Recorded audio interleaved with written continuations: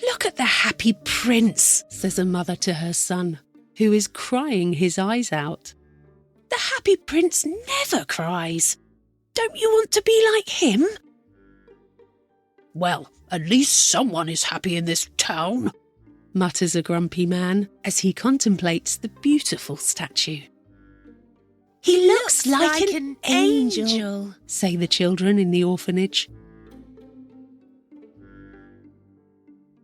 One night, a little swallow flies over the city. He is all alone. His friends all flew away to Egypt 6 weeks ago. The swallow stayed behind because he had fallen in love with the most beautiful reed. She was tall and slender, and she moved so gracefully in the wind. The other swallows had laughed at this romance. "Oh, it's so ridiculous," they said. "She has no money and no steady job." Then autumn arrived. The other birds left for Egypt, and the little swallow began to get tired of his lover. "Well, yes, she is beautiful, but does she like to travel?" he wondered. "Of course, my future wife must like to travel." So he asked the reed, "Will you come to Egypt with me? It'll be so much fun. I'll show you the pyramids." But the reed shook her head. "Very well, I will go alone," replied the swallow. "Goodbye." And he flew away towards the city. He arrives in the city after dark. "Now, where am I going to sleep?" he wonders. He sees the statue of the happy prince. "Ah, I will sleep there. The view will be magnificent." The swallow lands between the feet of the happy prince. He looks around himself. "Amazing! I have a golden bedroom." He is just about to fall asleep when, plop, a drop of water falls on his head. "What? Is it raining?" he wonders. "Strange, I don't see any clouds." Then, plop, another drop falls on him. "Lousy statue," he mutters. "It can't even protect me from the rain. Maybe I should find a nice chimney instead." But then, plop, another drop falls. The swallow looks up, and what does he see? The eyes of the happy prince are filled with tears. Tears are streaming down his golden cheeks. His face looks so sad in the moonlight. The little swallow is filled with pity. "Who are you?" he asks the statue. "I am the happy prince." "Well, why are you crying then?" asks the swallow. "I'm all wet." You know, when I was alive and had a human heart, I never cried," the statue says. "I lived in Sanssouci Palace. There is no sorrow at Sanssouci. Every night I danced in the great hall. During the day, I played with my friends in the garden. There was a big wall around the garden, but I never asked what was on the other side. Why would I ask? Everything around me was so beautiful. When I was alive, everyone called me the Happy Prince. And yes, I was happy, if pleasure and happiness are the same thing. But then I died, and they put me here. Now I can see all the sadness and ugliness of my city. My heart is made of lead, but I cannot stop crying." "What? He has a heart of lead? I thought he was solid gold," thinks the swallow to himself. But he doesn't say it out loud. He's too polite. "Far from here," continues the statue, "far from here, there is a small street. In this street, there is a small house. One of the windows is open, and I can see a woman. She is sitting at a table. Her face looks tired and worried. Her hands are red and calloused. She is a seamstress, and she is sewing a dress for a wealthy lady. Her little boy is lying on the bed, ill with a fever. He wants oranges, but his mother does not have money to buy oranges. All she can give him to drink is water from the river. So the little boy continues to cry. Little Swallow, there is a ruby on my sword. Please take it to his mother. I am a statue now. I can't do it myself. I'm sorry, I can't, says the swallow. I must fly to Egypt. My friends are waiting for me. They will be flying up and down the Nile and talking to the lotus flowers. They will be sleeping in the tomb of the great king. I must go too. Little Swallow, says the prince, please be my messenger. Just for one night. The little boy is so thirsty, and his mother is so sad. But I don't even like little boys, says the swallow.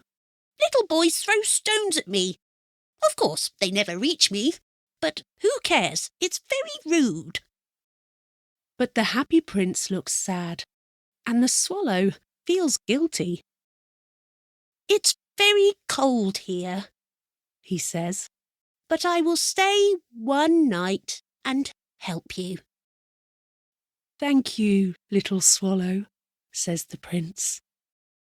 So the swallow removes the ruby from the prince's sword. He holds it in his beak and flies over the roofs of the city.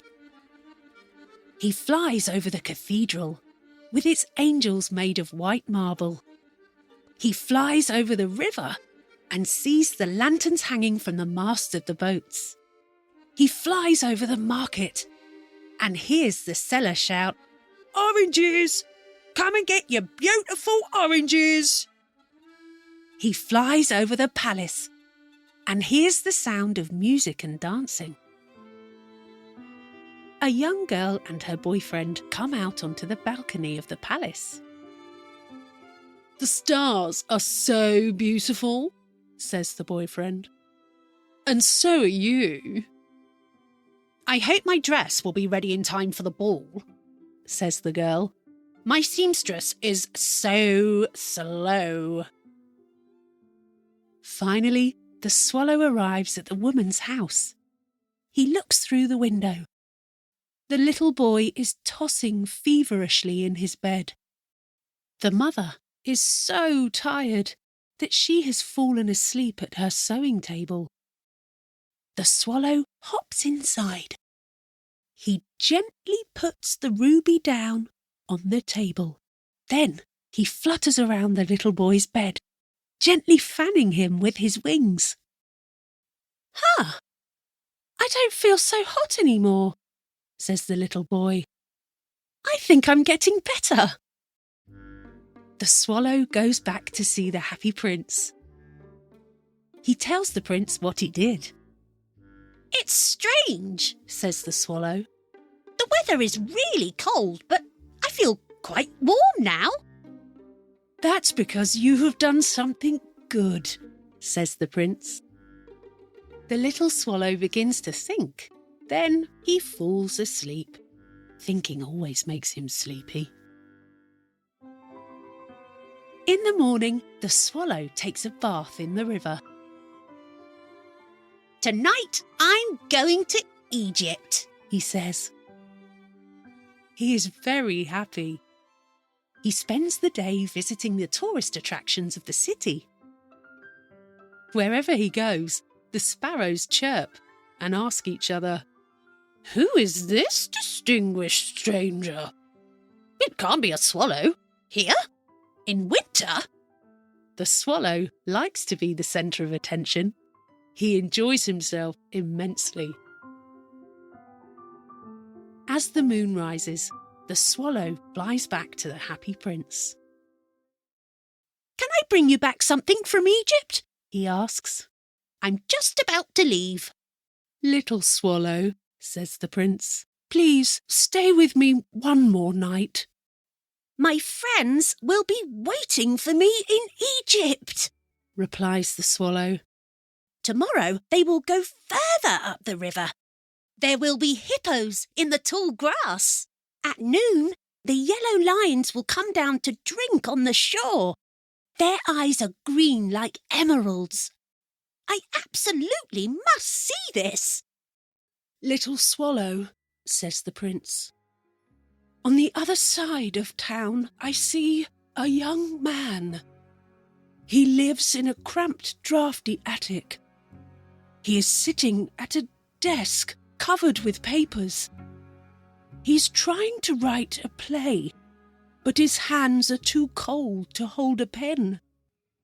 He has no money to buy firewood or food. All right, I will stay with you one more night, says the swallow. Do you have another ruby? Alas, no, says the prince. But I have my eyes. These are sapphires from India. Please take one of my eyes to the young man. He can use it to buy food as well as wood. He can then finish writing his play. Oh, no! No way, says the swallow. I can't take one of your eyes. Little swallow, says the prince, please do as I ask. So the swallow takes the prince's eye and flies to the young man's attic. It's easy to get in. There's a hole in the roof. The young man is resting his head in his hands. He doesn't hear the rustling of wings as the swallow places the sapphire in front of him. When the young man looks up, he finds the beautiful sapphire just lying there on his desk. A donation, he cries. Someone likes my work. Now I can finish my play. The next day, the swallow flies to the harbour. He lands on the mast of a large ship. He watches the sailors taking the cargo out of the holds of the ship. Heave ho! Heave ho! I am going to Egypt, he declares, but no one hears him. When the moon rises, he flies to the happy prince. I've come to say goodbye, says the swallow. Little swallow, says the prince, please stay with me one more night. It's winter now, replies the swallow. Soon it will snow. But in Egypt, the sun will be shining. I will see green palm trees. I will see crocodiles lying in the mud. My friends will be building their nests. Dear Prince, I must go, but I will never forget you. And next spring I will bring you 2 beautiful jewels to replace the ones you have given away. The ruby will be as red as a rose, and the sapphire will be as blue as the sea. In the square, just below us, says the prince, there is a little girl selling flowers. She has dropped a lot of them on the ground and now they're ruined. Her family will starve if she doesn't bring some money home. She's crying. She has no shoes or socks. She has no winter jacket and no warm hat. Please take my other eye and give it to her. The swallow sighs. I can stay another night, he says. But I can't take your eye. You will be blind. Little swallow, says the prince, please do as I ask. So the swallow removes the prince's other eye. He flies down to the square. He swoops past the little girl and drops the jewel into her hand. "Oh, so pretty!" exclaims the little girl. She runs home laughing. The swallow returns to the prince. "Now you are blind," he says. "So I am going to stay with you." "No, little swallow," says the poor prince. "You have to go to Egypt." "Nope, I will stay with you forever," says the swallow, and he falls asleep at the prince's feet.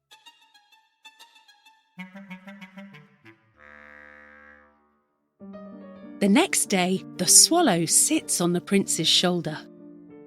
He tells stories to the prince because the prince cannot see.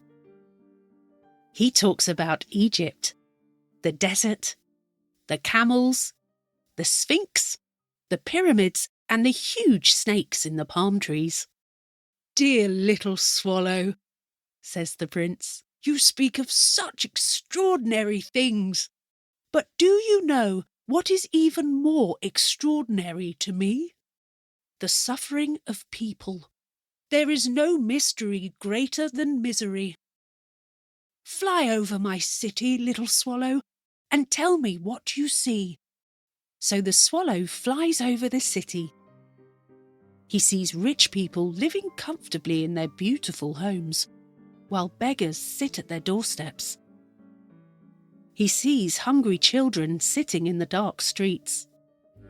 He sees 2 little boys huddled together under a bridge, trying to get warm. "You can't sleep here," says a policeman. "Go on, get." And the boys scamper off into the rain. The swallow returns to the prince and tells him what he has seen. "I am covered in gold," says the prince. "Peel it off and give it to the poor." Piece by piece, the swallow removes the thin layer of gold from the prince. Soon the happy prince appears dull and grey. Piece by piece, the swallow gives the gold to the poor. The children's faces grow rosy. They laugh and play in the street. "We have bread now!" My favourite. Then the snow comes. And then the frost. The streets turn white. Long icicles hang from the eaves of the houses. Everyone wears winter jackets, and the children skate on the ice. The poor little swallow gets colder and colder. But he does not leave the prince. He eats the crumbs from in front of the baker's door. He tries to warm himself by flapping his wings.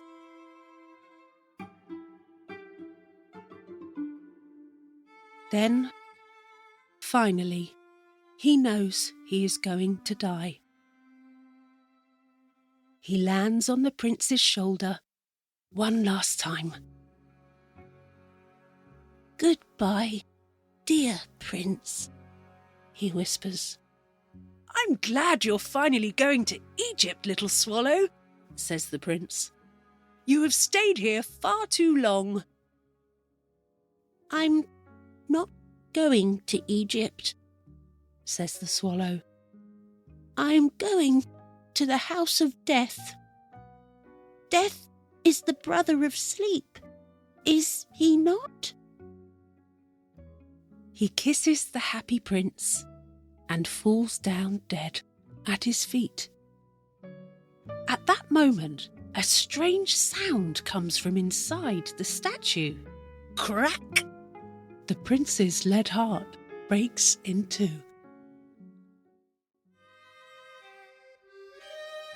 The next morning, the mayor of the city walks past the statue with his city councillors.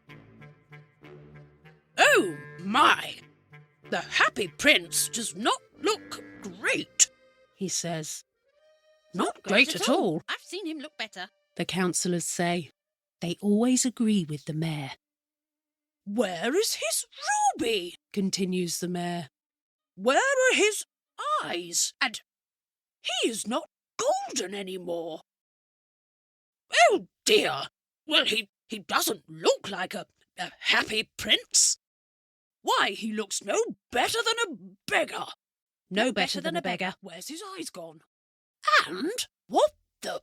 Oh, my word! Goodness me! Says the mayor. There is a dead bird at his feet. We need to pass a new law. Birds are not permitted to die on statues. Someone note that down. And someone notes it down. They pull down the statue of the Happy Prince. If it is not beautiful, then it is not useful, says an article in the newspaper. They melt the statue in a furnace, but the heart of lead won't melt. This is so weird, says one of the foundry workers. What should we do with this? Mayor, just throw it away, says another. And don't tell the boss. So they throw the prince's heart on a pile of trash right next to the dead swallow. Bring me the two most precious things in the city, says God to one of the angels. The angel fetches the heart of lead and the dead bird.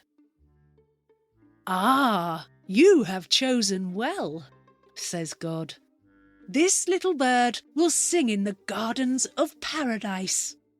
And in my city of gold, the prince will be happy once more.